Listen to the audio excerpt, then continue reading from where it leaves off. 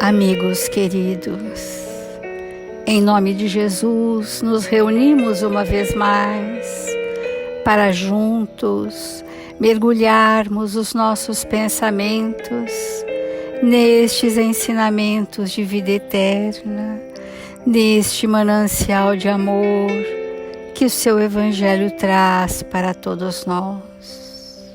Senhor Jesus, amado Mestre, envolva-nos nesta hora em vibrações de paz, para que sejamos espíritos mais pacificados e levarmos a paz e a concórdia a todos aqueles que nos cruzarem o caminho. Que a fraternidade seja uma construção em nossos relacionamentos e que sejamos sempre uns pelos outros, hoje e sempre. Que estes amigos espirituais, benfeitores da sua seara, que honradamente aqui presentes estão, possam trazer aos nossos pensamentos as intuições necessárias. Obrigada, Senhor Jesus. Obrigada, amigos queridos, e que assim seja, Mestre.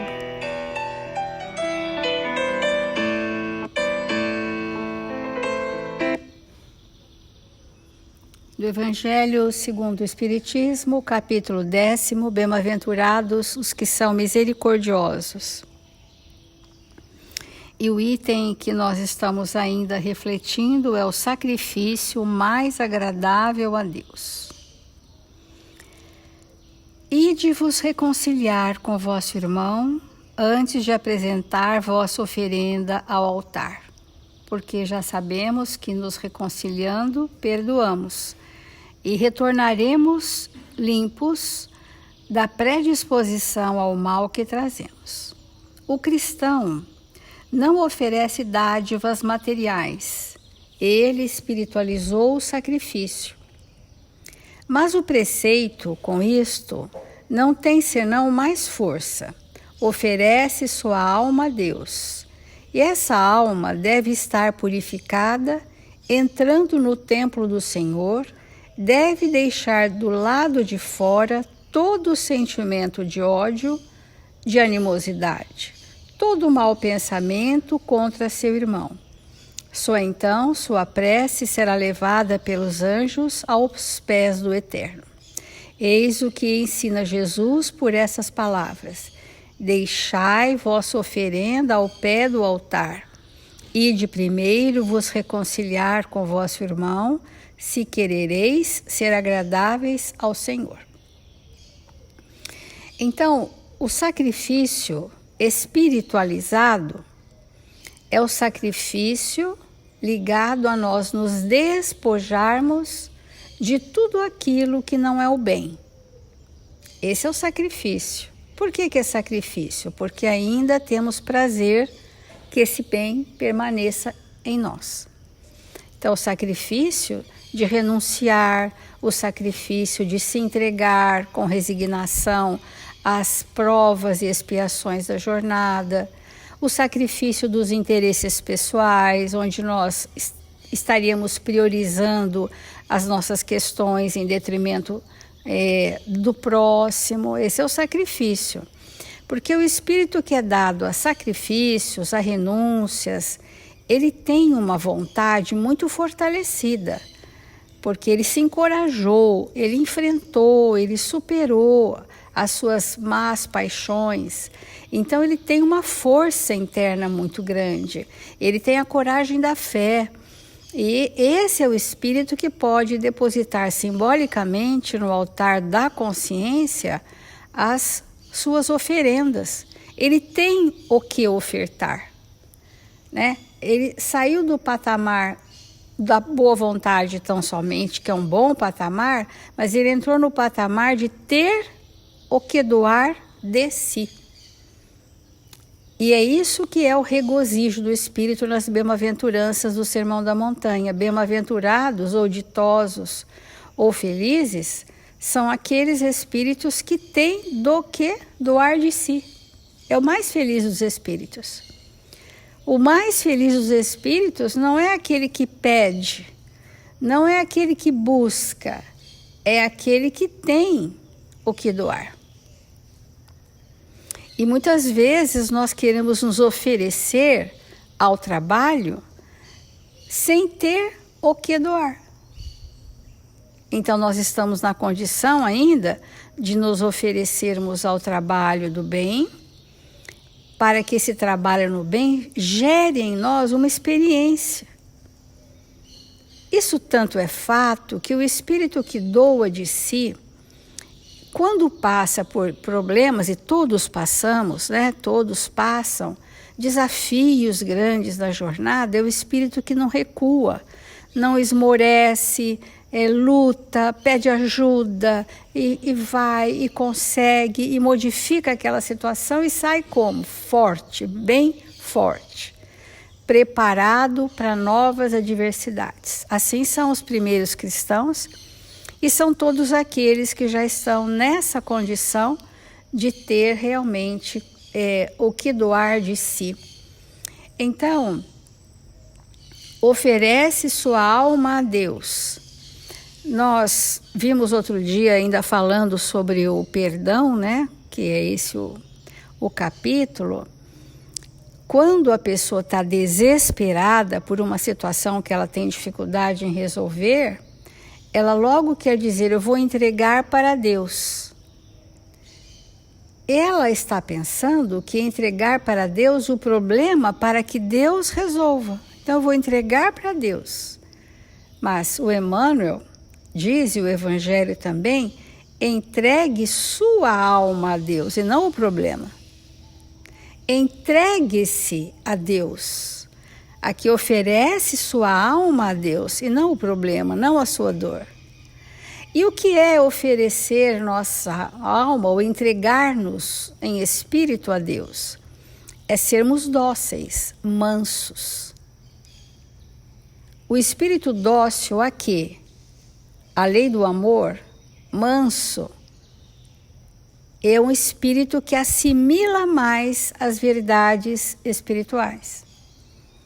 Ele se entrega porque entende que as leis divinas, através da sua consciência, o conduzirá.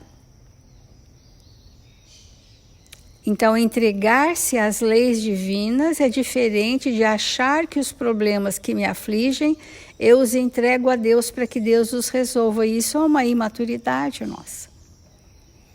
Então, nós precisamos ter claro para nós se nós estamos entregues às leis, se nós estamos sendo espíritos dóceis, porque a mansuetude e a pacificação antecedeu o capítulo da misericórdia, o capítulo que vem antes. Ora, se nenhuma aquisição do capítulo anterior tivermos feito, como fazer esse ato de misericórdia? Não é? Se não estivermos dóceis. Então, oferece sua alma a Deus e essa alma deve estar purificada. Então, quando nós estamos entregues às leis, nós estamos com alguma mínima construção. E houve uma higienização íntima das nossas mazelas. E isso faz parte do perdão, porque no ato da reconciliação, nós precisamos, como ontem nós falamos, tirar de nós aquele pingo de referência do mal que ainda tem. Que quando o outro me faz o mal, acende, faz um plugue naquela referência do mal que há em mim e aquilo expande novamente. Com menor intensidade, mas a gente percebe que ainda trazemos conosco essa questão. Então, neste processo misericordioso, nós precisamos ter o exercício, que é esse tema que essa página que nós vamos trazer aqui de Emmanuel, um grande exercício vinculado à misericórdia, que é nós sabermos abençoar. Porque a gente sempre acha que só os espíritos muito superiores nos abençoam.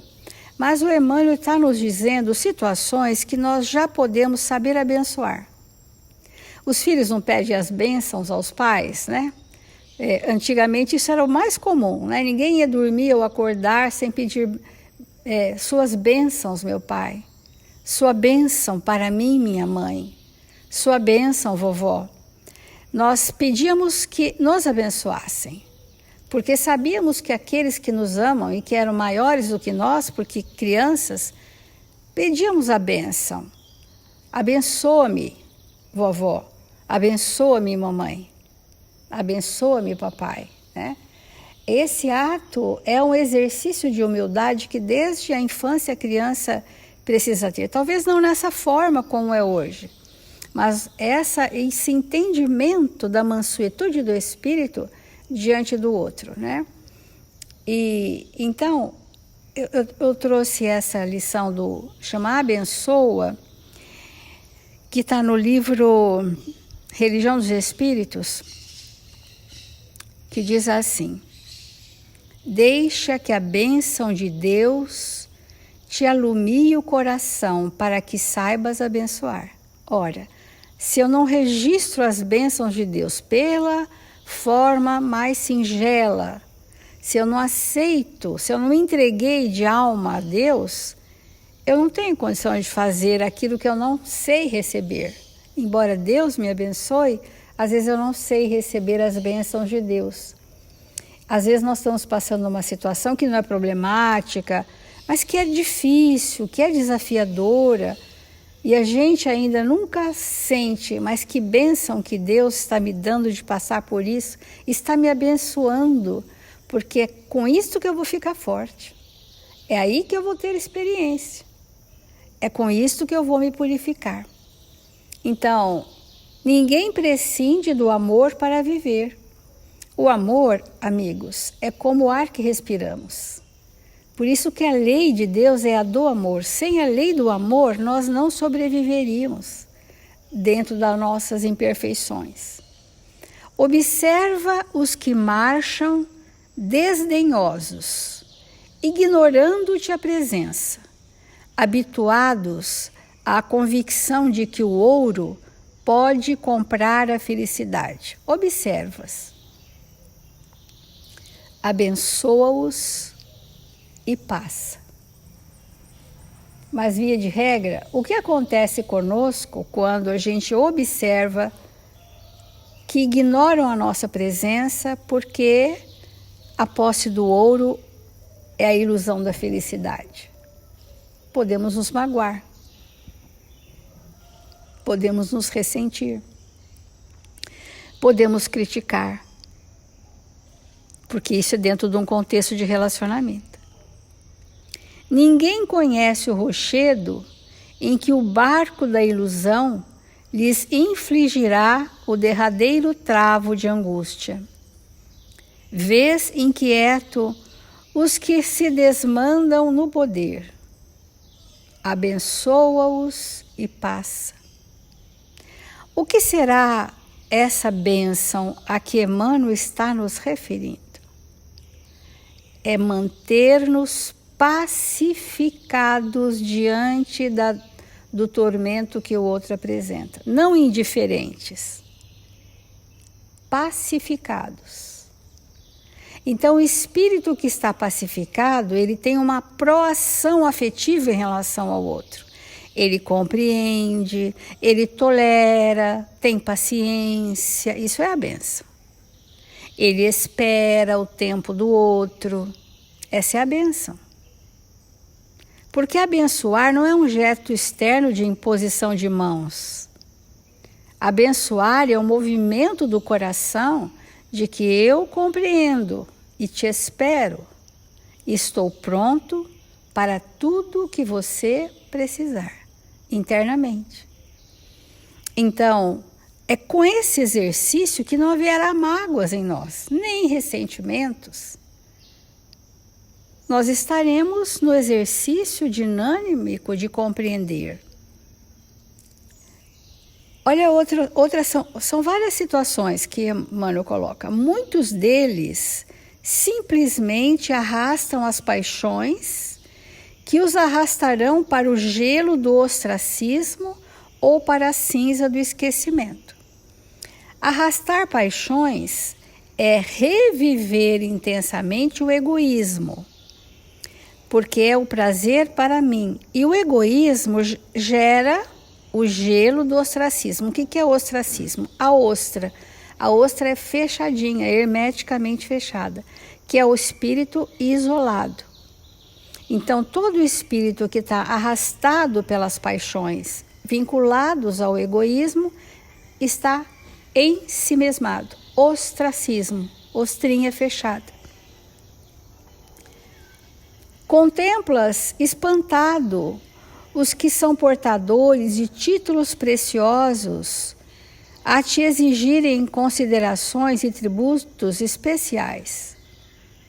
Abençoa-os e passa. Ouves triste os que injuriam e amaldiçoam. Isso entristece, né? Quando você é agredido, amaldiçoado. Mas nesse momento, se nós já soubermos perdoar, através da indulgência, que depois nós vamos ver nesse mesmo capítulo, nós vamos derramar sobre ele o melhor de nós. Mesmo que esse melhor de nós seja muito pouco, mas é o melhor de nós.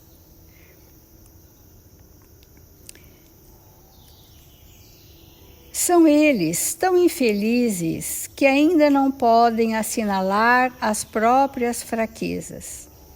Fitas, admirado, os que fazem tábua rasa dos mais altos deveres para desfrutarem prazeres loucos, enquanto a vitalidade lhes robustece o corpo jovem. Isso é o que nós estamos vendo na juventude atual, né, amigos? Desconsideração dos deveres, desfrutarem de prazeres loucos, segundo palavras de Emmanuel, que é o absoluto desregramento das forças genésicas, das forças do pensamento, mergulhados em emoções grosseiras, equivocados nos relacionamentos, esgotando a vitalidade, né? Esgotando a energia vital que os manteria equilibrado por um longo período e se entregam a essas paixões. Isso nós estamos vendo hoje, né? E às vezes temos em casa pessoas assim, né? E ao invés da amargura, cabe-nos a tristeza, cabe-nos a preocupação, cabe-nos tomar atitudes respeitosas para com eles, mas porém cerceando-os do próprio mal que fazem a si.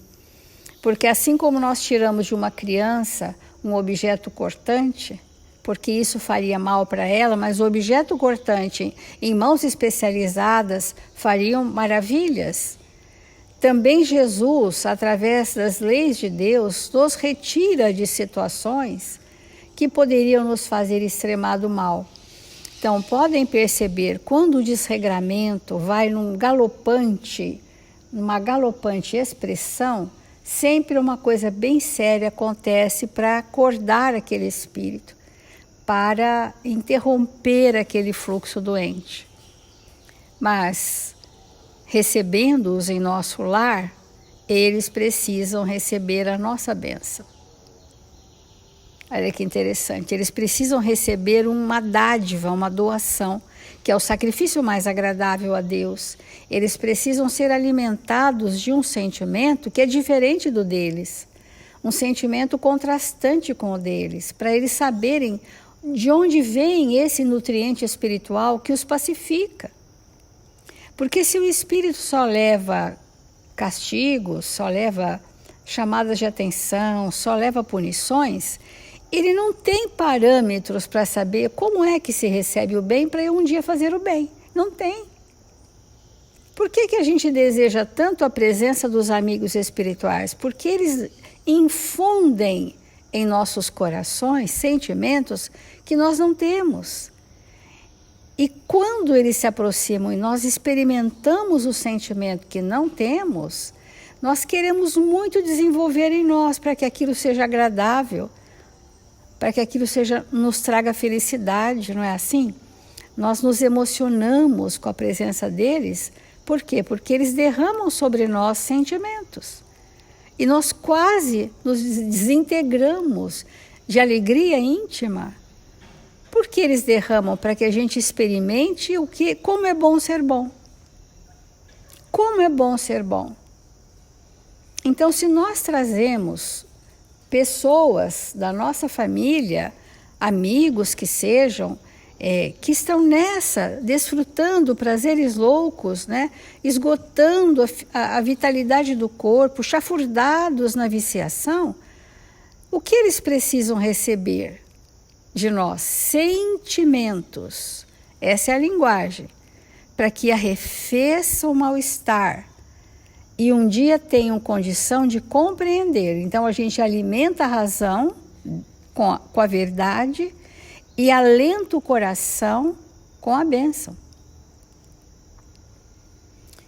Isso é difícil e desafiador, porque o nosso hábito é revidar. O nosso hábito é revidar, o nosso hábito é castigar, o nosso hábito ainda é o mal. Porque quando que eu sei que o limite que eu estou pondo é um bem ou é um mal? Quando eu estou pacificado e ponho o limite. Agora, quando aquilo me transtorna, já não é um bem. Aquilo que eu estou fazendo para o outro já é um revide. Já é uma forma de revidar o mal. É bem sutil, viu, amigos? Nós não estamos dizendo aqui que nós devemos ser contemplativos e passivos ao mal do outro, absolutamente não, porque o apóstolo Paulo já nos disse, seja o seu falar sim, sim, não, não. Então nós precisamos, nesse momento, entender isto, porque amanhã esses mesmos espíritos surgirão acordados em mais elevado nível de entendimento. Por isso, se alguém te fere, abençoa. E esse mesmo alguém volta a ferir-te, abençoa outra vez. Não te prevaleças da crueldade para mostrar a justiça, porque a justiça integral é de Deus e todos viverão para conhecê-la. Não nos façamos justiceiros, a justiça é divina. Nós temos que ser executores das leis, dóceis às leis. Se teu filho é rebelde e insensato, abençoa teu filho, porque teu filho viverá. Se teus pais são irresponsáveis e desumanos, abençoa teus pais, porque teus pais viverão. O Espírito é eterno. Se o companheiro aparece ingrato e desleal, abençoa teu companheiro, tua companheira, porque continuará ele vinculado à tua existência pela eternidade. Não desvinculamos. Não há possibilidade de nós nos desvincularmos de ninguém à face desse planeta. Isso é outra ilusão. Nós estaremos sempre, sempre juntos. Se há quem te calunia ou persegue, abençoa os que perseguem e caluniam, porque todos eles viverão. Basta a vida para retificar os erros da consciência, porque a vida tem um plano de Deus por nós. Esse planejamento reencarnatório de Deus por nós é suficiente.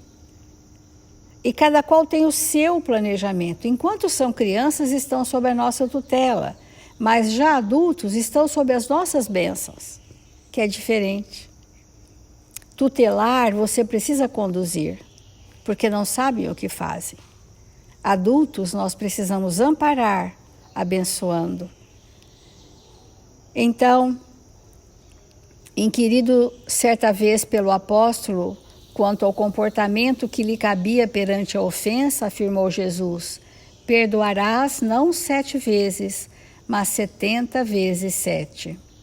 Com isso, o Divino Mestre deseja dizer que ninguém precisa vingar-se, porque o autor de qualquer crueldade tê-la-á como fogo nas próprias mãos.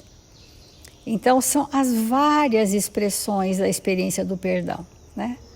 As várias expressões onde não nos cabe de forma nenhuma o revide, a vingança, porque a lei de Deus é sábia e ela se cumprirá em nossas consciências, a revelia ou não da nossa vontade.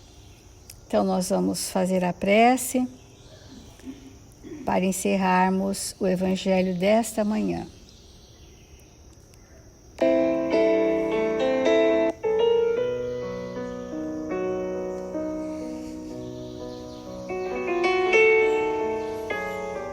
Jesus, doce amigo,